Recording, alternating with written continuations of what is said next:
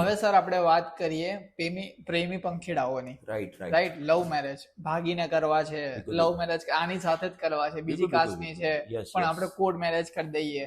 તો અમને થોડીક એ ગાઈડન્સ આપો લવ મેરેજ ઉપર કે 2026માં કઈ રીતે શું આપણે કરાય અને એની પ્રોસેસ શું છે એક લીગલ તરીકે. આ બહુ સરસ મજાનો સવાલ તમે લાવ્યા છો કે અત્યારે શું થયું છે, આજે 2026માં આપણે આવી ગયા છે, અત્યારે માહોલ એવી રીતનો ચાલી રહ્યો છે કે ભાઈ કંઈક નવા કાયદાઓ આપણે લાવી દઈએ કે જે ભાગીને લગ્ન કરે છે ને એ બધી વસ્તુ નહીં થવું જોઈએ. બરાબર, પેલા જ્યારે પણ કોઈ માણસ લગ્ન કરવા માટે આવે તો માતા પિતાને એક નોટિસ ઇસ્યુ કરવી જોઈએ. નોટિસ ઇસ્યુ થાય ત્યારબાદ એમની પરવાનગી હોય તો જ મેરેજનું રજીસ્ટ્રેશન થવું જોઈએ. અમુક સમાજમાં આ બધા ઘટનાઓ બનતા હોય છે, એના કારણે પોલિટિકલ દબાવ લાવીને આવા બધી વસ્તુ લાવવાની કોશિશ કરવામાં આવી રહી છે. પણ એક વાત સમજીએ, અત્યારે આપણે 2026માં છીએ, આવો કોઈ પણ પ્રકારનો કાયદો પાસ થયો નથી, આવો કોઈ પણ પ્રકારનો કાયદો બની શકે એવી સંભાવનાઓ પણ નથી. કારણ કે આ સીધું ને સીધું આપણા જે કોન્સ્ટિટ્યુશન, આપણી જે બંધારણ છે એના આર્ટિકલ સાથેનું ઘસરણ છે. ને સૌથી મેન જે વસ્તુ આપણે સમજીએ છે તે આપણું સંવિધાન છે, આપણું જે બંધારણ છે, એના અનુસંધાને જ બીજા બધા કાયદાઓ બનેલા છે. તો એની ઉપરવટ જઈને કોઈ કાયદા બની નથી શકતા છે. આ જે વાત કરવામાં આવી રહી છે તે વ્યક્તિગત સ્વતંત્રતાને છીનવાની વાત થઈ છે. તો કોઈ સંજોગોમાં કોઈ કાળે પોસિબલ નથી કે એવા કોઈ કાયદા બને, કારણ કે આર્ટિકલ્સ પ્રમાણે જે રેગ્યુલેશન્સ બધા થતા હોય છે એના ઉપરવટ કોઈ કાયદા નથી બનાવી શકતા. આઈ થિંક છે ને કૃષ્ણ ભગવાને પણ આ કીધું છે કે અગર બે પાર્ટી, સામેવાળી પાર્ટી એકબીજાને જો પ્રેમ કરતી હોય તો થર્ડ પાર્ટીનો ઇવન લો કે કોઈ પણ હોય એનો કોઈ અધિકાર જ નથી કે એને એવું કહી શકે તમે નહીં કરો. તમારી વાત બહુ સાચી છે, ભગવાન કૃષ્ણની વાત પણ સાચી છે. કાયદો એમ કહે છે કે મેરેજ કરવા હોય તો તમારે પહેલા તમારી એલિજિબિલિટી સાબિત કરવી પડશે. ઓકે, એલિજિબિલિટીની વાત કરીએ તો પહેલે તો એમાં આવે ઉંમર. છોકરીના 18 વર્ષ પતેલા હોવા જોઈએ, છોકરાના 21 વર્ષ પતેલા હોવા જોઈએ. ઓકે, બંને માનસિક રીતે સ્વસ્થ હોવા જોઈએ. આ મેરેજ થાય છે એ સમજવા માટેની કેપેસિટી એમની હોવી જોઈએ. Right, okay. ત્રીજું કે એ લોકો કોઈ પણ પ્રકારના ક્લોઝ રિલેશનશિપમાં નહીં હોવા જોઈએ. એટલે કે માસીના છોકરા છે, કાકાના છોકરા છોકરી છે, કે બરાબર ભાઈ બહેનો છે, કે આ બધી વસ્તુ ક્લોઝ રિલેશનશિપમાં નહીં હોવા જોઈએ. બરાબર. ને મોસ્ટ ઇમ્પોર્ટન્ટ વાત છે કે કોઈ માણસ સજા કાપતું વ્યક્તિ અંડર જેલમાં હોય ને બહારની કોઈ વ્યક્તિ સાથે લગ્ન કરવા માંગે તો એ ઇમ્પોસિબલ છે. કારણ કે જે માણસ સજા કાપે છે, જે કેદી છે, એને કોઈ પણ પ્રકારનો કરાર કરવાનો અધિકાર નથી. બરાબર. તો મેરેજ એક કરાર છે, એ કરાર નહીં કરી શકે. કોઈ માણસને આપણે જોઈએ પિક્ચરમાં કે પેલું એમ કોઈ છોકરી મળવા ગઈ છે ને પેલો મુજરીમ છે તો એને એમ માંગમાં સિંદૂર ભરીને ભાઈ આપણે હવે મેરેજ થઈ ગયા છે, પિક્ચરમાં જોવા મળે, પણ કાયદાકીય રીતે ઇનવેલિડ છે. એટલે આ બધી એલિજિબિલિટી છે. આ બધી વસ્તુ હોય તો પછી કોઈ પણ કાસ્ટ હોય, કોઈ પણ સમાજ હોય, કોઈ પણ ધર્મ હોય, તમે લગ્ન કરી શકો છો. એ તમારી સ્વતંત્રતા છે.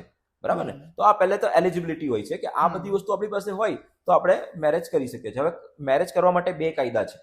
આપણે ગુજરાતની વાત કરીએ તો ગુજરાતમાં 2 રીતે મેરેજ રજીસ્ટ્રેશન થાય છે. એક તો સ્પેશિયલ મેરેજ એક્ટ 1954 પ્રમાણે રજીસ્ટ્રેશન થાય.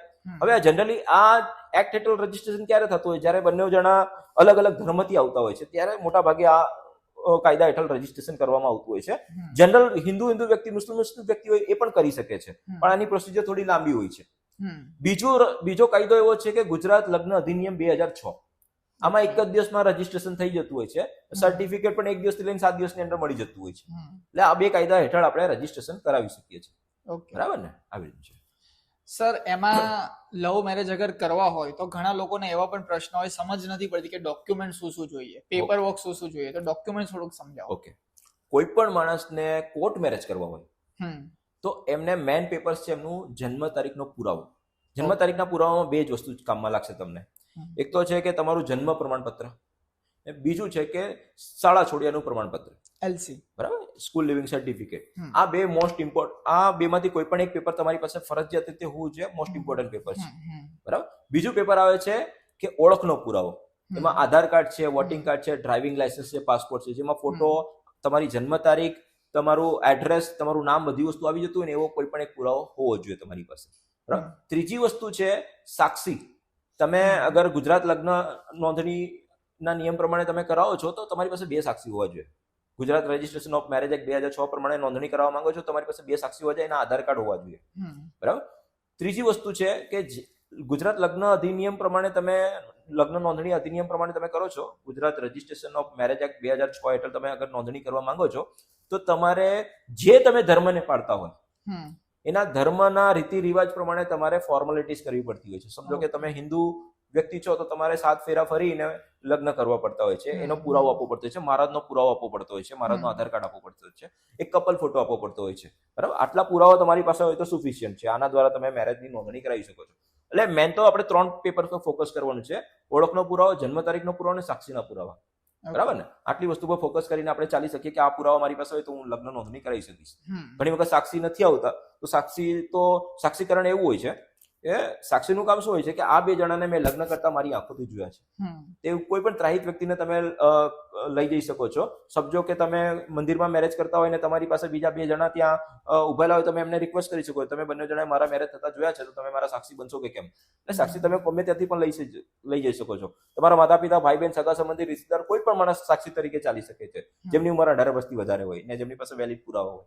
એટલે સાક્ષી હોવા જરૂરી છે ને એ પ્રકારનું થતું હોય છે. ને એજની આઈ થિંક આપણે વાત કરી 18 યર્સ પ્લસ ગર્લ્સની એજ અને 21 યર્સ પ્લસ બોયઝની એજ હોય છે, રાઈટ.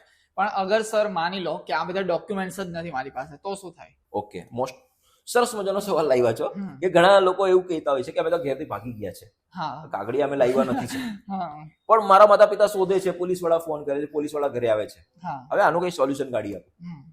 તો આવા કેસીસમાં લગ્ન નોંધણી થાય કે કેમ એ આપણે સમજીએ કે જ્યારે તમારી પાસે કોઈ પણ પ્રકારના કાગળિયા નહીં હોય, ઠીક છે, તો આના માટેની રણનીતિ તમારે જાણવી જરૂરી છે, સ્ટ્રેટેજી બનાવવી પડે. એ યોગ્ય વકીલ સાહેબ હોય એ જ તમને કરી આપશે.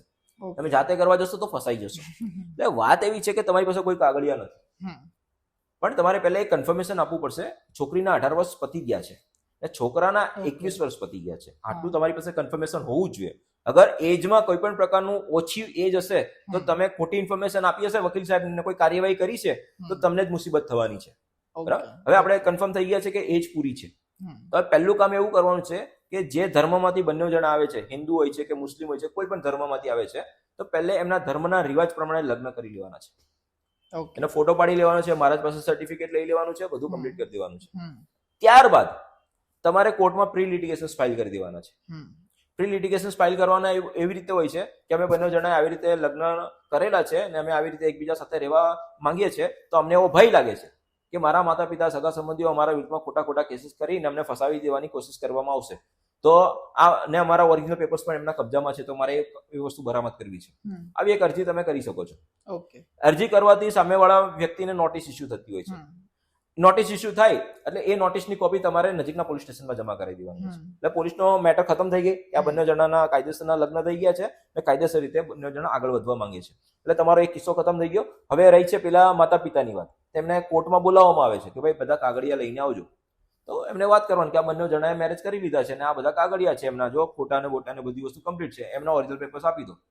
પેપર્સ બરામદ થઈ ગયા, કરાવી દો નોંધણી, લગ્ન નોંધણી. એટલે આવી રીતે લગ્ન નોંધણી થાય છે, સ્ટેપ બાય સ્ટેપ કરી શકાય છે. એટલે તમારે પોલીસ સ્ટેશનનો કિસ્સો ખતમ કરવો હોય તો પહેલા આ પ્રી લિટિગેશન ફાઇલ કરીને ત્યાંથી પેપર્સ મેળવી લેવાના હોય છે, જેથી કરીને પોલીસ વાળા શાંત થઈ જતા હોય છે કે બંને જણા હવે લગ્ન કરી લીધા છે તો હવે અમારે કરવાનું છે શું કામ, બરાબર. છતાંય કોઈ સ્ટેટમેન્ટ લેવાનું કોઈને એવું હોય કે ના હું તો સ્ટેટમેન્ટ લઈશ, હું તો આમ કરીશ, હું તો તેમ કરીશ, તેમને તારીખ આપી દેવાની છે કે ભાઈ આ ટાઈમે કોર્ટમાં તારે હાજર રહેવાનું છે ભાઈ, બરાબર. ત્યાં તારા જે સ્ટેટમેન્ટ ને જે કઈ વસ્તુ થાય ને એ બધું ત્યાં લઈ લેજે. અમે કઈ તારા બંધાયેલા નથી કે તું કહીશ ત્યાં જઈને હું સ્ટેટમેન્ટ ને બધી વસ્તુ આપીશ, બરાબર. કોર્ટમાં આવીને સ્ટેટમેન્ટ લઈ લેવાના, ચોખ્ખી વાતો કરી દેવાની હોય છે.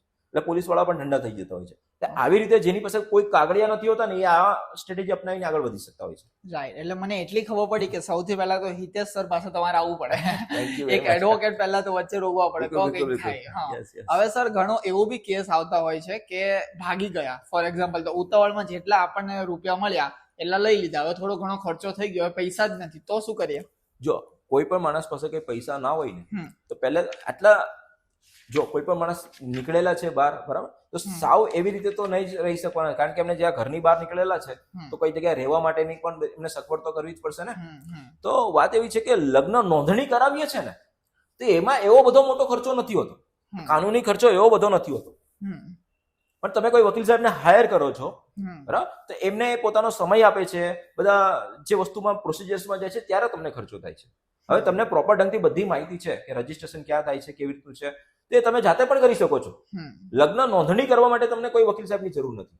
અગર સર ભાગી ગયા, સમજી લો કે ભાગી બી ગયા, લગ્ન બી થઈ ગયા, રાઈટ, હવે સર્ટિફિકેટ પણ આવી ગયું, સમજો એક થોડોક સિનેરિયો ક્રિએટ કરીએ આપણે કે ભાગી ગયા એમાં રિસ્ક કેટલું છે એવું કરીએ આપણે, બરાબર, કે ભાગી ગયા પછી રિસ્ક કેટલું, જેમ કે સર્ટિફિકેટ આવ્યા એ પોઈન્ટ થી ભાગ્યા, ત્યાંથી સર્ટિફિકેટ આવ્યા, એ વચ્ચે અગર પકડાઈ ગયા તો શું કરીએ? Okay, right. જે દિવસે તમે પોતે જે કોમ્યુનિટી ત્યાં આવો છો, સમજો કે હિન્દુ છો કે મુસ્લિમ છો કે વોટ એવર, જે કોમ્યુનિટી ત્યાં આવો, જે ધર્મ પાળો છો, એના રીતિ રિવાજ પ્રમાણે જ્યારે તમે લગ્ન કરેલા છે તે દિવસથી જ તમે કાયદેસરના પતિ પત્ની છો. ઓકે, એના પુરાવા તમારી પાસે હોવા જોઈએ. ઓકે, એ પુરાવા તમારી પાસે હોય, તમારી પાસે મેરેજ સર્ટિફિકેટ નથી તો પણ તમને કોઈ અલગ નથી કરી શકવાનું છે. ડન. બરાબર ને? અમારી પાસે રિસેન્ટ એક કિસ્સો એવો જ હતો, મહારાષ્ટ્રથી. બંને જણા કોલેજમાં ફ્રેન્ડ હતા, મિત્ર હતા, બંને જણાના સંબંધો ચાલી આવેલા હતા. બંને જણાએ વિચાર કર્યું કે હવે આપણે કોલેજ પતવા આવ્યું છે તો આપણે બંને જણાએ મેરેજ કરી લેવા જોઈએ. બંને જણા પણ બંનેના પરિવાર નારાજ હતા, એ લોકો લગ્નના વિરુદ્ધમાં હતા, આ વાતો પણ નાખેલી હતી, પણ બધું ઇનકાર આવેલું હતું. તો હવે એ છોકરો છોકરી બંને જણા ભાગી જાય છે. પેલા છોકરીના માતા પિતા ને સગા સંબંધીઓ બધા માથા ભારે છે, એને ખબર પડી જાય છે કે ભાઈ આ લોકો ભાગી ગયા છે. બીજા સ્ટેશન પર એને પકડી લેવામાં આવે છે. એટલે આ જયારે એ લોકો ભાગે છે ત્યારે એક પ્રોસિજર કરવામાં આવે છે. એ બંને જણા નજીકના એક મંદિરમાં જાય છે, મહારાજને મળે છે કે અમારે મેરેજ કરવા છે, દક્ષિણા આપે છે. દક્ષિણા આપ્યા પછી એની પાસે રસીદ પડાવડાવે છે. રસીદ છે એની પાસે, ફોટો નહીં હતો પણ રસીદ હતી કે આ મંદિરમાં લગ્ન એને કરેલા છે એના માટેનો એને જે દક્ષિણા આપેલી છે એની રસીદ. મહારાજ વિટનેસ છે, એને લગ્ન કરાવી દીધા છે મંદિરમાં, રસીદ એના ખિસ્સામાં છે. બંને જણા ભાગે છે, એક સ્ટેશનથી બીજા સ્ટેશને જાય છે. છોકરીના માતા પિતા સગા સંબંધી બધા માથા ભારે છે, પકડી લે છે. છોકરાને એટલી ધોલાઈ કરે છે, અધમુઓ કરી નાખે છે. બરાબર, ધોલાઈ કરીને એને બગાય કે અહીંયા દેખાતો નહીં તો મર્ડર પણ થઈ જશે. છોકરીને લઈને ચાલ્યા જશે. છોકરો અમારી પાસે આવે છે ગંભીર રીતે, તૂટેલો ફૂટેલો, એનાથી વાત પણ નથી થતી. પછી એ કે મારાથી તો હવે કઈ વધારે વાત થશે નહીં, ડૂમો ભરાઈ જાય છે. મારા પપ્પા વાત કરશે. એના પપ્પા વાત કરે છે કે સાહેબ આવું છે. તો અમે ડીપમાં સ્ટોરી કરીએ, ભાઈ તું અહીંયાથી નીકળ્યો તો શું કર્યું, અહીંયાથી નીકળ્યો શું કર્યું, મંદિરમાં ગયો તો મંદિર. અમને એ સ્ટોરી ખબર પડી, પેલી રસીદ તો છે ને કે હા શોધવી પડશે, મળી જશે, લાવો રસીદ લેતો. રસીદ અમને મળી ગઈ, બરાબર. પછી અમે એમાં સેક્શન 100 પ્રમાણે, અત્યારે સેક્શન 100 છે, પહેલા CRPC પ્રમાણે અલગ સેક્શન લાગતી હતી, અત્યારે BNS પ્રમાણે સેક્શન 100, બરાબર. સર્ચ વોરંટ ફાઇલ કરવાની છે કોર્ટમાં. તો અમે અહીંયા એક એપ્લિકેશન ફાઇલ કરેલી હતી કે આ ફલાણી વ્યક્તિ છે, એની સાથે અમારા કાયદેસરના લગ્ન થયા હતા, આ અમારી રસીદ છે, આ પુરાવો છે, ને આ અમારી કાયદેસરની પત્ની છે. મને એવો ડર લાગે છે કે આ લોકોએ મારી વાઈફને ગોંધીને રાખેલી છે ને કદાચ એનું મર્ડર કરી નાખશે. અમે એવી રજૂઆતો કરેલી હતી ને ખરેખર જે વસ્તુ થયું હતું એ જ વસ્તુ કીધેલું હતું. તો ત્યાંથી નોટિસ ઇસ્યુ થઈ, કોર્ટે કોગ્નિઝન્સ લીધું, એનું એક નોટિસ ઇસ્યુ થાય છે. નોટિસ ઇસ્યુ થાય છે ને સામેવાળાને મોકલવામાં આવે છે કે ભાઈ તમારી દીકરી ને તમારા માતા પિતા ને જે કઈ લોકો છે ને તે અહીંયા કોર્ટમાં હાજર થાવ. પેલા લોકો ગામના હતા, એને ખબર પડી ગઈ કે ભાઈ કોર્ટનો મામલો છે, હાજર તો થવું જ પડશે. છોકરીને લઈને આવે છે. આખી હિયરિંગ જે છે ને તે ઇન કેમેરા હિયરિંગ થાય છે. ઇન કેમેરા હિયરિંગ એટલે શું થાય કે એની પ્રાઇવેસી જાળવવા માટે, કેસની પ્રાઇવેસી જાળવવા માટે કોર્ટમાં બીજા બધા પક્ષકારોને બહાર નીકાળી દેવામાં આવતા હોય છે. ખાલી પક્ષકારો જેને કેસ ફાઇલિંગ કરેલું છે, એટલે જે છોકરો છોકરી હતા એ એમના વકીલો હતા, જજ સાહેબ, એના સિવાય કોઈ પણ માણસ ઇન કેમેરા હિયરિંગમાં હાજર રહેતા નથી. તો એમાં હિયરિંગ થાય છે, જજ સાહેબ જુએ છે છોકરીને. સાહેબને લાગ્યું કે ના ભાઈ આ તો ખરેખર કઈ ગંભીર વસ્તુ થઈ હોવી જોઈએ.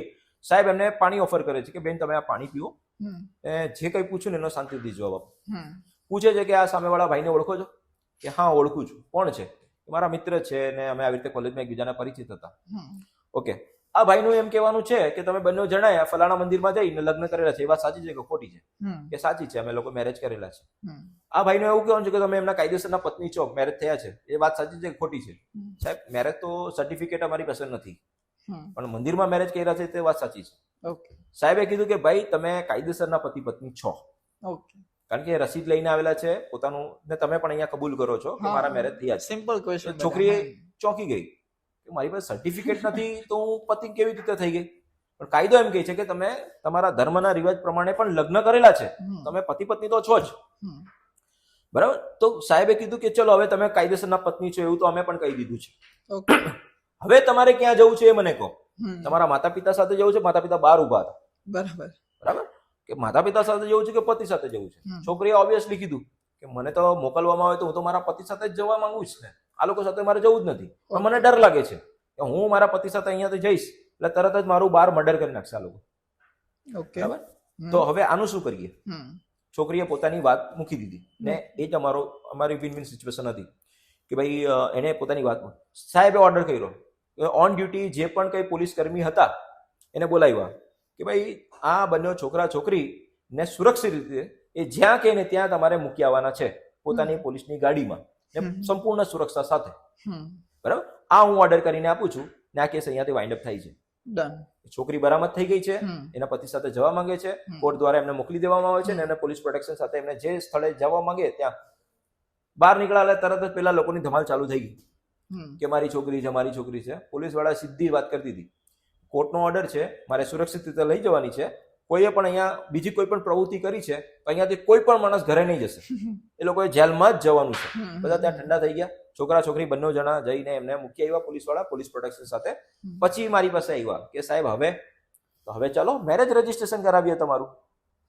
મેરેજ રજીસ્ટ્રેશનનું કામકાજ ફિનિશ કરીને અત્યારે તો સારી રીતે રહી છે. છોકરો પણ બહુ સારું ભણેલો ગણેલો છોકરો છે, એને પણ સારું એવું અહીંયા સુરતમાં ટેક્સટાઇલ માર્કેટમાં બહુ સારું કામકાજ કર્યું. અત્યારે બંને જણા ભણેલા ગણેલા છે ને બંને બહુ સરસ મજાનો બિઝનેસ સ્થાપિત કરી દીધો છે ને સારી રીતે લાઈફ સ્ટાઇલ આવી ગઈ છે ને અત્યારે એના ઘરે બાળકો પણ છે ને જે મનમુટાવ હતો એ પણ નીકળી ગયો છે. માતા પિતા પણ આવતા જતા થઈ ગયા છે. પણ પરિસ્થિતિ આવી થઈ હતી કે જેની પાસે કોઈ પુરાવા નહીં હોય તો એને કેવી રીતે હેન્ડલ કરી લેવામાં આવે. કદાચ આ વસ્તુ પકડાઈ જાય મેરેજ દરમિયાન, સર્ટિફિકેટ નથી છતાંય પકડાઈ જાય છે તો શું કરી શકાય છે એનો આ ઉપાય છે કે આવી રીતે પણ પ્રોસિજર હોય છે. સ્ટ્રેટેજી એક્સપર્ટ છો તમે, જે સ્ટ્રેટેજી લગાવીને આખો કેસ સોલ્વ કરો છો.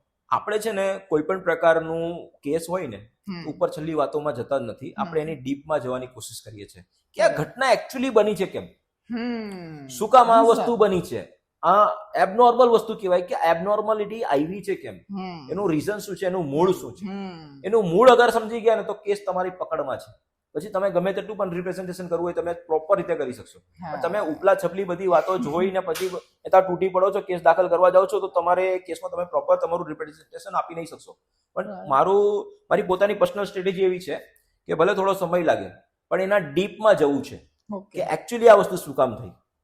ને જ્યારે પણ અમે તો બધા પાર્ટી ચાલે જ છે તો હું તમને સમજાવું છું, આ બધી વાતચીત ચાલે છે તો જ્યારે પણ ડોક્ટર પાસે જઈએ કે વકીલ પાસે જઈએ, જે સવાલો પૂછે છે એની ડીપમાં ઇન્ફોર્મેશન તમારે આપવાની તમારી ફરજ છે. ડોક્ટર પાસે ગયા ને તમને પેટમાં દુખતું હોય ને તમે કહો કે મને તો હાથમાં દુખે છે, તો પેટનું ઓપરેશન નહીં કરશે, તમારો હાથનું ઓપરેશન કરી નાખશે, તો હાથ ગુમાવવો પડશે ને. એટલે વકીલ સાહેબ પાસે પણ જ્યારે તમે તમારી સમસ્યા લઈને જાઓ છો તે જે સવાલો પૂછવામાં આવે છે એના સાચા ને ડીપમાં જે સવાલો પૂછે એને એકદમ ઓપનલી કહી દેવાના છે. આ ભાઈને જે સવાલો પૂછેલા હતા એ ઓપનલી પૂછેલા હતા, એના અનુસંધાને કઈ કાર્યવાહી ને એના અનુસંધાને રણનીતિ નક્કી થતી હોય છે. પછી અમે તો જનરલી બધા સવાલ જવાબ પતી ગયા પછી પણ અમે ચોખ્ખી વાત કરીએ છીએ કે આવ્યા છે શું કામ, શું જોઈએ છે. ઘણી બાઈઓ હોય છે તો કહે છે કે ભાઈ મને તો એની પ્રોપર્ટી જોઈએ છે. સીધી જ વાત કાયદાની ભાષામાં સમજાવવામાં આવે, પ્રોપર્ટીમાં તમારો કોઈ પણ ડાયરેક્ટ અધિકાર નથી. એના સિવાયની વાત બોલો કે મને ભાઈ ફલાણા પૈસા જોઈએ છે, ઢીકણા પૈસા જોઈએ છે, ચલો એ વાત સમજી શકાય છે કે ભાઈ તમારી લાઈફસ્ટાઈલ સાચવવા માટે કઈ બધી વસ્તુ એ આપણે પોઈન્ટ નોટ ડાઉન કરીશું. જે તે સમયે એપ્લિકેશન ફાઇલ કરીશું ત્યારે ડિમાન્ડમાં આપણે રાખીશું. કદાચ નેગોશિએશન કરવાની હોય તો આપણે એ નાખીશું. પણ તમે ઘણી વખત વાતો છુપાવતા હોય કે મારે તો એનો બદલો જ લેવો છે, કે મારે તો આ કરવું છે ને મારે તો સામેવાળાને હેરાન જ કરી દેવા છે. તો આવી માનસિકતા વાળા લોકો સાથે કામ કરતા પહેલા પણ અમે 10 વખત વિચાર કરતા હોઈએ છીએ કે આની માનસિકતા ખરાબ છે. એ કાયદાને પ્રોપર ઢંગથી સમજતા નથી. એ એમ સમજે છે કે હું આ બદલો કાઢવા માટે જાઉં. તમે બદલો કાઢવા માટેના સાધન નથી. બરાબર, તમારા પૈસામાં અમને ઇન્ટરેસ્ટ જ નથી. અમારી પાસે એવા બધા સારા કામકાજ છે જ કે અમે એને પ્રોપર ઢંગથી, અમે વકીલો જે હોય એ પોતે ન્યાય અપાવવા માટે બેઠેલા છે. તમારા બદલા કાઢવા માટે અમે અહીંયા બેઠેલા જ નથી. કોર્ટનું કામ પણ નથી તમારો બદલો કાઢવાનો. એટલે આ બધી માનસિકતા રાખીને પ્રેક્ટિસ કરવી જોઈએ જેથી કરીને તમે પ્રોપર ઢંગથી તમારું કામકાજ, ક્વોલિટી કામકાજ કરી શકો. બાકી બધાના આવા નાના મોટી વસ્તુઓ લઈને તમારી પાસે એટલા બધા મેટર આવશે કે ને પછી આ બધી માનસિકતા વાળા શું અધવચ્ચેથી ચાલ્યા જતા હોય છે. બદલો લેવાની ભાવના હોય ને એ ઉગ્ર ભાવના હોય છે, એ સમયની સાથે ઠંડી થતી જતી હોય છે. જેવી ઠંડી જાય એ લોકો મેદાન છોડીને ચાલ્યા જતા હોય. કેસની તારીખો ચાલતી હોય તારીખો પર હાજર નથી રહેતા. ફોન કરી આવો ને એ મારે કઈ કેસ નથી લડવો છે, આવું બધું થતું. એટલે આવા લોકોથી તો, એવી માનસિકતા વાળા લોકોથી તો થોડા દૂર રહેવું પડે ને એને સમજાવવું પડે કે કાયદો આના માટે બનેલો છે. આવી રીતે ચલાવતા હોઈએ છે. Right, okay. એક પોઈન્ટ ખાલી આપણે ડિસ્કસ કરીએ, શોર્ટમાં ખાલી આપણને સમજવો છે. Okay, right. બે માંથી એક વ્યક્તિ ફરી ગઈ તો ઓકે, આપણે એમ સમજીએ કે આના માટે પહેલે તો એ સમજવું જોઈએ કે આ જ્યારે મેરેજ થતા હોય છે, સમજો કે મોટા ભાગે એવી સિચ્યુએશન હોય છે કે છોકરીવાળા જ કેસીસ ફાઇલિંગ કરે. કયા કયા પ્રકારના કેસીસ ફાઇલિંગ કરી શકે છે આપણે એ સમજ, છોકરા હોય કે છોકરી હોય કે આમાં કયા કયા પ્રકારના કેસીસ ફાઇલિંગ થઈ શકે છે. કોઈની છોકરી ભાગી જાય ને તો પહેલો તો એ કેસ એવું ફાઇલિંગ કરશે કે એનું અપહરણ થઈ ગયું છે, ઘરેથી ઘરેના દાગીના ચાલ્યા ગયા છે, મારી છોકરીને બગાડીને લઈ ગયા છે, આવી બધી વાતો હોય છે. બરાબર. હવે છોકરી હોય કે છોકરો હોય, આ બધા સિચ્યુએશન છે, આ બધા કેસીસ ફાઇલિંગ થવાના છે, એનો બચાવ કરવો પડતો હોય છે. Okay, right. બચાવ કરવા માટે જ્યારે પણ મેરેજ રજીસ્ટ્રેશન થાય ને ત્યારે છોકરા છોકરી બંને પાસેથી એક કબૂલાત લેવામાં આવતી હોય છે, એફિડેવિટ કરવામાં આવતું હોય છે. મેં મારી મરજીથી કોઈ પણ પ્રકારના દાબ દબાણ વગર લગ્ન કરેલા છે, ઘરેથી ઘરેના દાગીના લીધા નથી, મારું કોઈ અપહરણ કે અપનયન નથી કરેલું. બરાબર. ને હું મારી મરજીથી મારા પતિના ઘરે રહેવા માંગુ છું ને આ બધું હું મારી મરજીથી આ બાઈ સાથે રહેવા માંગુ છું, આ મારી પોતાની રીતે મેં લખીને આપું છું ને આ કબૂલ મંજૂર રાખું છું ને એનું રજીસ્ટ્રેશન કરાવવાનું હોય છે. આ ડોક્યુમેન્ટ આપણી પાસે ફરજિયાત રીતે હોવું જોઈએ. આ ડોક્યુમેન્ટ આયા પછી પણ આ ડોક્યુમેન્ટ્સને પોલીસ સ્ટેશનમાં સર્ક્યુલેટ કરવું પડતું હોય છે, એની એપ્લિકેશન ફાઇલ કરવી પડતી હોય છે, ઓન રેકોર્ડ લાવવું પડતું હોય છે કે આ ઘટના થઈ છે, આવી રીતે મેરેજ થયા છે ને આ બધી વસ્તુ થયું છે. હવે સિનેરિયો આવે છે કે છોકરી પલટી જાય છે કે ભાઈ મેં તો કોઈ લગ્ન કરેલા નથી, મારી આ સહી નથી કે મારી આ બધી વસ્તુ છે નહીં, મને બ્લેકમેલિંગ કરીને લગ્ન કરવામાં આવેલા છે. તો આ બધા બચાવ ચાલતા નથી, કારણ કે તમે તો ઓલરેડી એની પાસેથી કબૂલાત લીધેલી હતી, તમે કોર્ટમાં બોલાવીને કબૂલાત લીધેલી હતી. Strong evidence. હા, એ કોર્ટમાં જ્યારે તમને બોલાવવામાં આવેલા હતા, ઘણા બધા લોકો, હજારો લોકો હાજર હતા, ત્યારે તમે અડ્ડાઈને કેમ નહીં કીધું કે મારી સાથે જબરદસ્તી કરવામાં આવેલી છે કે મારી સાથે આવી રીતે મને બ્લેકમેલિંગ કરવામાં આવેલું છે. તમે અમુક સમય પછી બધું કામ થઈ ગયા પછી તમે એમ કહો છો કે આ સહી મારી નથી ને આ મારું નથી ને આમ તે મારું નથી, કે ભાઈ આંધળું તો વસ્તુ છે નહીં ને, બધા લોકોએ જોયું હતું. તમે જ્યારે કચેરીમાં આવેલા હતા ને ત્યારે પણ પેલા સાહેબે પોતાની મરજીથી તમારી આંખોની સામે જોયું હતું ને રજીસ્ટ્રેશન તમારું કરેલું હતું, તમારી કબૂલાત લીધેલી હતી. એટલે આ બધી વસ્તુમાં શું થાય છે કે છોકરી પલટી જાય કે છોકરો પલટી જાય તો એ બધી વસ્તુ નથી થતું કે મેં લગ્ન નથી કરેલા એવી વસ્તુ કોઈ પલટી નથી થતું. હા, વધુમાં વધુ એમ કહી શકે છે કે મારે ડિવોર્સ કરવા છે, જાઓ ડિવોર્સની એપ્લિકેશન ફાઇલ કરો. ઠીક છે, ડિવોર્સ એપ્લિકેશન ફાઇલ કરો, એના અનુસંધાને જે કઈ કાર્યવાહી થતી હશે એ આપણે કરીશું. એટલે આવી રીતનું હોય છે. કોઈ માણસ પલટી જતું હોય છે તો આપણને કોઈ વાંધો નથી આવતો, આપણે એડવાન્સમાં જ બધી કાર્યવાહી કરતા હોઈએ છીએ. આઈ થિંક મને ઓવરઓલ આખો પોઈન્ટ ઓફ વ્યૂ અગર કહું ને તો એટલી ખબર પડી કે આ સ્ટ્રેટેજી કોઈ પણ સ્થિતિમાં બહુ ઇમ્પોર્ટન્ટ હોય છે. રાઈટ, કે તમે એક પ્રોપરલી પ્લાનિંગ કરીને પછી ચાલો તો એનું કન્ક્લુઝન કઈ ને કઈ તો આવી જ જતું હોય છે. તમે મેન્ટલી પહેલા તો સ્ટેબલ રહો, કઈ પણ થઈ ગયું હોય તો જે ગભરાહટ થઈ ગઈ એ તમારે ના આવવું જોઈએ. શાંતિ રાખવી પડે, રિલેક્સ થવું જોઈએ, પરિસ્થિતિને સમજવું જોઈએ અને એક્સેપ્ટ કરવું જોઈએ કે હા આ બધી પરિસ્થિતિ છે. રાઈટ. અગર સર પોલીસ અગર હાજર થવાનું કે એ પીરિયડ દરમિયાન તો આપણે શું કરવું જોઈએ? હવે છોકરા છોકરી બંને જણા ભાગી જાય છે, બંનેની ઉંમર બધું કમ્પ્લીટ છે, મેરેજ રજીસ્ટ્રેશન પણ થઈ ગયું છે એમનું, પોલીસ વાળાનો ફોન આવે છે કે ભાઈ અહીંયા હાજર થવાનું છે. તો જે છોકરા છોકરીઓ બંને જણા રિલેક્સ રહેવાનું છે, એમને સાથે શાંતિથી વાત કરવાની છે કે સાહેબ કઈ જગ્યાએ હાજર થવાનું છે, પોલીસ સ્ટેશને, પોલીસ ચોકીમાં શું કામ હાજર થવાનું છે. તો પોલીસ વાળા કહેશે કે ભાઈ ફરિયાદ આવેલી છે. કયા પ્રકારની ફરિયાદ આવેલી છે? મિસિંગ ફાઇલ થઈ છે તમારા વિરુદ્ધમાં. ઓકે, વાંધો નહીં, હું મારા વકીલ સાહેબ સાથે વાત કરાવીશ. ઠીક છે. તરત ને તરત તમારે ગભરાઈ નથી જવાનું, ત્યાં હાજર નથી થઈ જવાનું, તમારે તમારા વકીલ સાહેબને વાત કરવાની છે કે ફલાણા પોલીસ વાળાનો ફોન આવેલો છે. વકીલ સાહેબ વાત કરશે કે સાહેબ શું છે, મિસિંગ ફાઇલ થઈ છે, મારે સ્ટેટમેન્ટ લખવાનું છે. અચ્છા, છોકરીનું કહેવાનું એમ છે કે હું કોઈ પણ જગ્યાએ પોલીસ સ્ટેશનમાં જવાની નથી, મને એવો ડર લાગે છે કે મને ખોટી રીતે પરેશાની થઈ શકે છે. એટલે તમારે કઈ નિવેદનો લેવાના હોય ને તો આ બેનનું કહેવાનું એમ છે કે મારા પતિના ઘરે આવીને તમે નિવેદનો નોંધી શકો છો. હું ના નથી પાડતી કોઈ પણ પ્રકારના નિવેદન નોંધવા માટે, પણ હું કહું ને એ ટાઈમે તમે અહીંયા મારા ઘરે આવો ને આ નિવેદન નોંધી શકો છો. બાકી હું પોલીસ સ્ટેશને આવવાની નથી. છતાં તમે મને આવી બધી વાતો કરશો કે ના ફરજિયાત પોલીસ સ્ટેશન આવવાનું જ છે, તો હું એક એપ્લિકેશન કોર્ટમાં દાખલ કરી દઉં છું. બરાબર, એના અનુસંધાને બીજી બધી કાર્યવાહી કરીશું. આવી બધી વાત કરીએ તો પોલીસ વાળા ઠંડા થઈ જતા હોય છે કે ભાઈ એવું કોઈ કાયદો તો છે જ નહીં. મિસિંગ છે, બંને જણા લગ્ન કરેલા છે તો એના બધા કાગળિયા ત્યાં પોલીસ સ્ટેશનમાં પહોંચાડી દેવાના છે. તો પહેલી પ્રાથમિક ફરજમાં આવે છે. ને કાગળિયા મળી ગયા છતાં પણ તમને ફોર્સિંગ કરે છે કે ભાઈ આવીને સ્ટેટમેન્ટ લખાવવું જ પડશે. તે ખોટી હરકત કરે છે. પોલીસ વાળાની એ વસ્તુમાં આવતું નથી, એના અંડરમાં આવતું નથી, એ ખોટી વસ્તુ કરે છે. તો એનો જવાબ આ હોય છે કે મારે સ્ટેટમેન્ટ તો નોંધાવવું છે, પણ હું કોઈ પોલીસ સ્ટેશને નહીં આવીશ. મારા ઘરે આવીને સ્ટેટમેન્ટ નોંધી શકો છો, હું બોલાવું ત્યારે આવી જજો. આવી બધી વાતો રાખવાની છે. વકીલ દ્વારા આ બધી વાતો કરવામાં આવતી હોય છે. જનરલી પોલીસ વાળા હવે ઘરે આવીને સ્ટેટમેન્ટ નોંધી જતા હોય છે. એટલે પોલીસ સ્ટેશને બોલાવે ત્યારે શું થતું હોય છે કે માતા પિતાને બોલાવે ને ભરત મિલાપ કરાવવાની વાત થતી હોય છે, બધી ઉઘરા ઉઘરી થાય, રો કકળ થાય ને ઘણી વખત ઝપાઝપી પણ થઈ જતી હોય છે. આ બધા ડ્રામામાં નહીં ફસાવવું હોય તો પોલીસ સ્ટેશને જવાની જરૂર નથી. તમે કાયદેસરના લગ્ન કરેલા છે, તમારી પાસે કાયદેસરના બધા કાગળિયા છે, તો તમે આ મામલો આવી રીતે પણ ફિનિશ કરી શકો છો કે ઘેરે બોલાવી લો, ભાઈ સ્ટેટમેન્ટ નોંધી દો, મારે કોઈ જગ્યાએ જવાની જરૂર નથી, કે માતા પિતાને મળવું છે નથી, ભાઈ મળવું છે નથી મળવું છે અમે અમારી રીતે જોઈ લઈશું, બરાબર ને? આવી વાત કરીને આપણે એમને ટાળી શકીએ છીએ. ઓકે, હવે સર સૌથી ગંભીર કેસની વાત કરીએ. Okay, POCSO. Okay, POCSO. હા, એમાં એક છે ને આપણે સિનેરિયો ક્રિએટ કરીએ કે અગર 17 વર્ષની છોકરી છે અને 19 વર્ષનો છોકરો છે, ઓકે, તો શું થાય? ઓકે, હમણાં રિસેન્ટલી જ અમારી પાસે કિસ્સો હતો. છોકરીની ઉંમર 17 વર્ષ ને કંઈક 8 મહિના હતું. ઓકે, આનંદ રિલેટેડ છે. ને છોકરો જે છે તે 19 વર્ષનો હતો. ઓકે, બંનેના મેરેજ તો પોસિબલ જ નથી. છોકરાને 21 વર્ષ જોઈએ એમ પણ નથી, છોકરીને 18 વર્ષ જોઈએ એમ પણ નથી, લીગલ જોઈએ, મેરેજ તો પોસિબલ. છોકરી છે ને એના ઘરવાળાને હેરાન કર્યા કરતા હતા, પજવણી કર્યા કરતા હતા કે તારા લગ્ન કરાવી દઈશું. એ છોકરી નાની ઉંમર છે, પેલાને છોકરાને ફોન કરીને એને ધમકીઓમાં આપતી હતી કે તું ભાઈ મને સાથે લગ્ન કર, યા તો તું મને લઈ જા, નહીં તો હું તો દવા પીને મરી જાઉં છું. ઓકે, આવી બધી ધમકીઓ માર્યા કરતી હતી. ને પેલો રેકોર્ડિંગ એનું રાખતો જ હતો બધી વસ્તુનું કે ભાઈ હા આવી બધી ધમકીઓ તો મારે જ છે. હવે પેલાને ચિંતા, બંને પ્રેમ સંબંધમાં તો હતા જ, એને ચિંતા થાય કે આને કઈ થઈ ગયું તો પછી શું કરવું. તો આ બધા દબાણને વશ થઈને પેલી છોકરી પોતાના ઘરેથી નીકળી જાય છે, બરાબર? હવે આ છોકરી ભાગી જાય છે ને પેલા છોકરી વાળા જે હોય છે એ પોલીસ સ્ટેશનમાં જાય છે સ્કૂલ સર્ટિફિકેટ ને બધું લઈને. મારી છોકરી 18 વર્ષથી ઓછી ઉંમરની છે, ફલાણો વ્યક્તિ છે તો એને લઈને ભાગી ગયો છે, એનું અપહરણ કરી ગયો છે ને આ બધી વસ્તુ છે, અને મારી છોકરીને બરામદ કરવાની થાય છે ને પોક્સો એક્ટ હેઠળ કાર્યવાહી કરવાની થાય છે. પેલા લોકોએ તો ફરિયાદ પણ દાખલ કરી દીધી, FIR પણ દાખલ કરી, છોકરાની શોધખોળ ચાલુ થઈ ગઈ.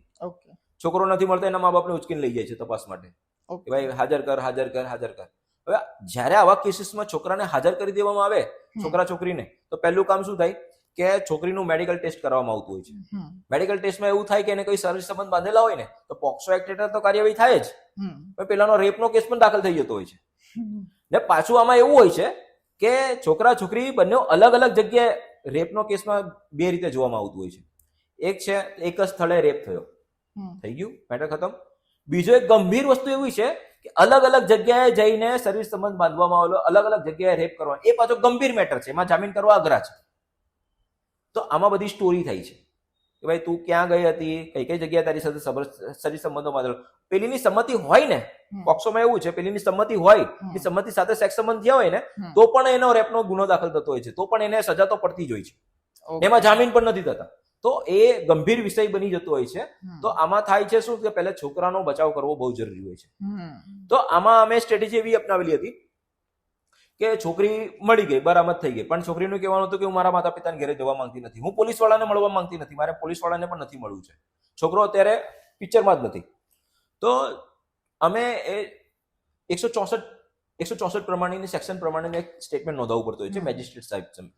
તો જે એરિયામાં, જે પોલીસ સ્ટેશનમાં ગુનો દાખલ થયો હોય એ એરિયાના જે મેજિસ્ટ્રેટ સાહેબ સમક્ષ એક સ્ટેટમેન્ટ નોંધાવવું પડતું હોય છે.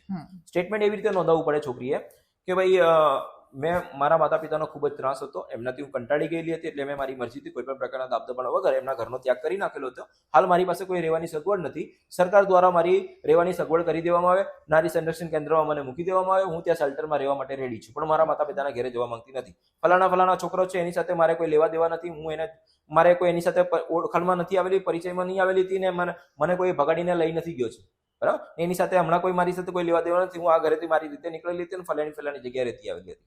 મારે પોલીસ સ્ટેશનમાં જવું નથી, મારે મેડિકલ પણ કરાવવું નથી. મારું મેડિકલ કરાવવું મારી મરજીની વિરુદ્ધ, એ મારા ફંડામેન્ટલ રાઇટ્સની વિરુદ્ધમાં છે, તો મારે એ પણ નથી કરાવવું. આ સ્ટેટમેન્ટ નોંધાઈ ગયું. આ સ્ટેટમેન્ટના આધારે, એની સર્ટિફાઈડ કોપીના આધારે આપણે હાઈકોર્ટમાં ક્વોશિંગ પિટિશન ફાઇલ કરીએ છીએ કે ભાઈ આ છોકરી જે છે તો પોતાનું આવી રીતે નિવેદન નોંધાવે છે અને આ બધી વસ્તુ કરે છે. હવે ક્વોશિંગમાં એના નિર્ણયો જે છે એ અંડર જ્યુડિશિયલ હોય છે, એ નિર્ણયની ચર્ચા આપણે નહીં કરી શકીએ, પણ છુટકારો એનો આવી રીતે થયો હતો, બરાબર? પછી છોકરીની ઉંમર વધી જાય છે, 18 વર્ષથી વધી જાય છે, છોકરી કહે છે કે મારે તો પેલા સાથે જ રહેવું છે. તો બંને, પેલાની ઉંમર તો હજુ 21 વર્ષ પતેલા જ નથી, પણ બંને જણા પોતે સાથે તો રહી જ શકે છે, એ પ્રકારની સિચ્યુએશન તો ક્રિએટ કરી શકાય છે. એગ્રીમેન્ટ કરીને બંને જણાએ સાથે રહેવાનું ચાલુ કરેલું હતું. છોકરીએ તો પોતાનું જે તે સમયે જ્યારે એ લોકોએ રહેવાનું ચાલુ કરેલું હતું ત્યારે એક નિવેદન ત્યાં કોર્ટમાં એક પ્રી લિટિગેશન તો એમને ફાઇલ કરેલું જ હતું કે અમે આ બંને જણા આવી રીતે મારી મરજીથી રહેવા માંગીએ છીએ ને મને પોલીસ પ્રોટેક્શન પણ જોઈએ છે ને આ માણસ ખોટી રીતે અમને હેરાન કરી શકે એવી બધી વસ્તુ છે. આમ કરીને એક હિયરિંગ પણ થઈ હતી કે ભાઈ આને હેરાન કરવામાં નહીં આવે, એને પોતાની રીતે સ્વતંત્ર રીતે રહેવામાં આવે. એમ કરીને પેલો 19 વર્ષનો છોકરો અને 18 વર્ષની છોકરીએ રહેવાનું ચાલુ કરેલું. આ સિચ્યુએશન આવી રીતે હેન્ડલ કરી શકાય છે. તો જ્યારે આવા બધા કેસીસ હોય ત્યારે એને સ્ટેપ બાય સ્ટેપ લેવું પડતું હોય છે. ડાયરેક્ટ પોલીસ સ્ટેશનમાં હાજર નથી થઈ જવાનું હતું. અગર તમે હાજર થઈ ગયા છો તો તમને છોડાવવા માટે કોઈ મળશે નહીં. એ અઘરી વસ્તુ બની જશે. ઓકે, અગર માતા પિતા બળજબરી કરે તો છોકરીને? અચ્છા, એક કિસ્સો એવો હતો, ભાવનગર સાઈડનો કિસ્સો હતો કે છોકરા છોકરી બંને જણા મેરેજ કરેલા હતા, લવ મેરેજ કરેલા હતા, બંનેનું લગ્ન જીવન ચાલુ થઈ ગયું હતું. હવે છોકરો જે હોય ને તે નોકરી પર ચાલ્યો જતો હોય છે, એના પપ્પા નોકરી પર ચાલ્યા જતા હોય છે, એના મમ્મી ત્યાં હાજર હોતા નથી શાકભાજી લેવા માટે. પેલા છોકરી વાળા છે ને પેરો રાખેલો હતો કે પેલી એકલી ક્યારે હોય છે. જેવી પેલી એકલી હતી ને તો એને ઉચકી, કપડા ધોતી હતી, એને ઉચકી જબરદસ્તી ગાડીમાં નાખી એને સુરત લઈને આવી ગયા. છોકરીને ધોલ ધાબટ કરીને સુરત લઈને આવ્યા. પેલો છોકરો ઘેરે આવ્યો, જોયું એની વાઈફ હાજર નથી, આજુબાજુ તપાસ કર્યું, કઈ મળતી નહીં હતી. પછી એની વાઈફ ફોન કરે છે, છોકરી દબાણમાં આવીને કે ભાઈ હું તો મારા માતા પિતાના ઘેરે આવી ગઈ છું, બરાબર, ને મને શોધખોળ કરવાની કોશિશ નહીં કરતા. પણ પેલા સીસીટીવી કેમેરા કઢાવે છે તો ખબર પડે છે કે પેલીને ઉચકીને લઈને જાય છે, જબરદસ્તી કરે છે, અને આ બધી વસ્તુ થાય છે. તો હવે પેલા માતા પિતાએ જબરદસ્તીથી પેલીને ઉચકીને લઈ ગયા છે અને પોતાના સકંજામાં રાખેલી છે. હવે છોકરીને ગમે તે રીતે કરીને એવી ફોન કરાવડાવે છે કે તું હવે મને ભૂલી જા ને આમ છે ને તેમ છે ને બધી બ્લેકમેલિંગ. તો આ કિસ્સામાં પણ પેલા છોકરાએ એવું કરેલું હતું કે કોર્ટમાં જઈને BNSS સેક્શન 100 પ્રમાણેની સર્ચ વોરંટ ફાઇલ કરેલો હતો કે મારી પત્નીને હાજર કરવામાં આવે, મને આ સીસીટીવી કેમેરા છે અને મારી પત્ની બાંધીને રાખેલી હોઈ શકે છે ને આમાં મને એવો ડર લાગે છે કે કદાચ એનું મર્ડર નહીં કરી નાખે. તો એના અનુસંધાને એને અહીંયા કોર્ટમાં હાજર કરવામાં આવે, એના માતા પિતાને હાજર કરવામાં આવે. આવેલી હતી છોકરી, એને પૂછવામાં આવ્યું હતું, જે સેમ સ્ટોરી મેં આગળ પણ કીધેલી એ પ્રકારની. એને પૂછવામાં, ભાઈ તારા પતિ છે? હા પતિ છે. ત્યારે ક્યાં જવું છે? પતિ સાથે જવું છે. એમ કરીને એને કબજો લેવામાં આવ્યો. એટલે માતા પિતા જયારે જબરદસ્તીથી ઉચકીને લઈ જાય ને ત્યારે પણ એના વિરુદ્ધમાં આ કાર્યવાહી પણ આપણે કરી શકીએ છીએ.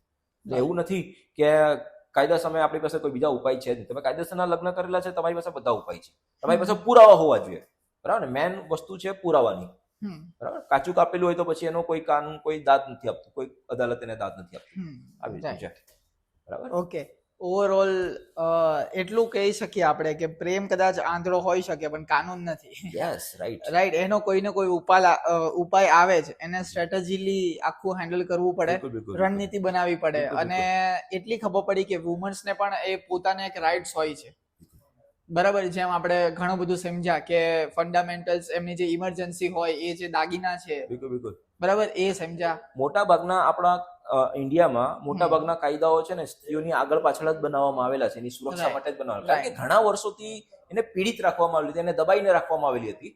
હાલ અત્યારે જે કાયદાઓનું સર્જન થયું છે તે મોટા ભાગે સ્ત્રીઓની તરફેણમાં.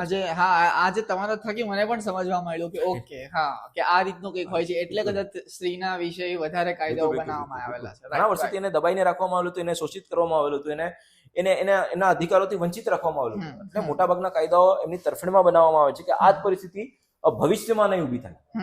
એટલે કાયદા એવી રીતે બનાવવામાં આવેલા છે, એની રચના એવી રીતે કે સ્ત્રીઓને પોતાનો એક મુકામ મળે, પોતાનું પ્લેટફોર્મ મળે, જેથી કરીને એ પણ બીજા સાથે ગ્રો કરી શકે, પોતાનું જીવન મુક્ત રીતે વિતાવી શકે. કરેક્ટ. ઓકે, આઈ હોપ કે તમને બધાને બહુ ઘણું બધું શીખવા મળ્યું હશે. અને હજુ કંઈક અમારાથી રહી જતું હોય, કે ટોપિક અનકવર્ડ રહી જતા હોય, કે તમારે કંઈક સમજવું હોય તો પ્લીઝ કમેન્ટ્સ કરીને જણાવજો. અમે પૂરેપૂરો પ્રયત્ન કરશું કે બીજો જે ટોપિક છે, બીજો જે વિડીયો છે, એ જ ટોપિક પર બનાવીએ અને તમને નોલેજ વધારીએ અને તમને એક કહેવાય ને કે સ્ટ્રેટેજિકલી હિતેશ જેવા આપણે પર્સન બનાવીએ અને સ્માર્ટ બનો, એજ્યુકેટેડ બનો. પેલું કહેવાય ને કે આજે એ બી મને ખબર પડી કે નોલેજ ઇઝ પાવર, એમને નથી કહેવાતું. અને એજ્યુકેશન ઇઝ ઇમ્પોર્ટન્ટ, કે કંઈક લખતા વાંચતા આવડવું જોઈએ તો તમને કંઈક ખબર પડે કાનૂની ભાષામાં, રાઈટ? કંઈક એક મેસેજ આપવા માંગતા હોય તો હિતેશ સર? જો કોઈ પણ કામકાજ કરતા પહેલા એને એક્સપ્લોર કરવું બહુ જરૂરી છે. કે હું લગ્ન કરવા માંગુ છું, તે એકચ્યુઅલી લગ્ન ગ્રંથિ શું છે, કેવી રીતની છે, એની ફરજો શું છે, એના અનુસંધાને કાયદાઓ કયા કયા છે. તમે બિઝનેસ કરવા માંગો છો તો બિઝનેસના અનુસંધાને પણ કાયદાને એક્સપ્લોર કરવાના છે, એની સમજણ કેળવવાની છે.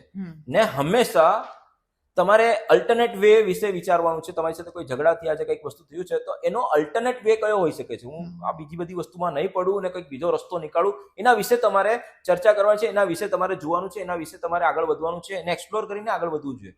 ઇમોશનમાં આવીને તમારે એવા બધા પગલા નથી ભરવાના જે તમારા વિરુદ્ધમાં થઈ જાય. મેન્ટલી સ્ટેબલ, એ જ આપણે વાત કરીએ. મારો આ જ મેસેજ છે કે પોતાની જાતને એજ્યુકેટ બનાવો, પોતાની જાતને સક્ષમ બનાવો, પોતાની જાતને માહિતીથી ભરપૂર બનાવો. અત્યારે તમારી પાસે ઘણા બધા સાધનો ઉપલબ્ધ છે જેથી કરીને તમે તમારી પોતાની જાતને એજ્યુકેટ કરી શકો છો.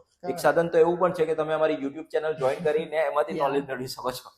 રાઈટ. જેના જરૂરથી મેં કીધું એમ કે તમે કોમેન્ટ્સ કરજો, એટલે જે નેક્સ્ટ તમારો જે ટોપિક છે એના ઉપર એઝ સુન એઝ પોસિબલ અમે વિડીયો બનાવવાની પ્રયત્નશીલ રહીશું અને પ્રોપર નોલેજ આવી રીતે એક સ્ટ્રેટેજી પોઈન્ટ્સ વાઇઝ અમે તમને સમજાવીશું. અને અમને કહેજો બસ એ જ કે નેક્સ્ટ કયો ટોપિક પર તમને વિડીયો જોઈએ છે.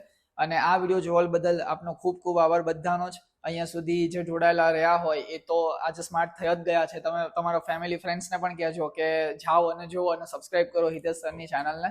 અને thank you so very much Hitesh sir for inviting me. અરે thank you very much for your time. Thank you very much. Thank you.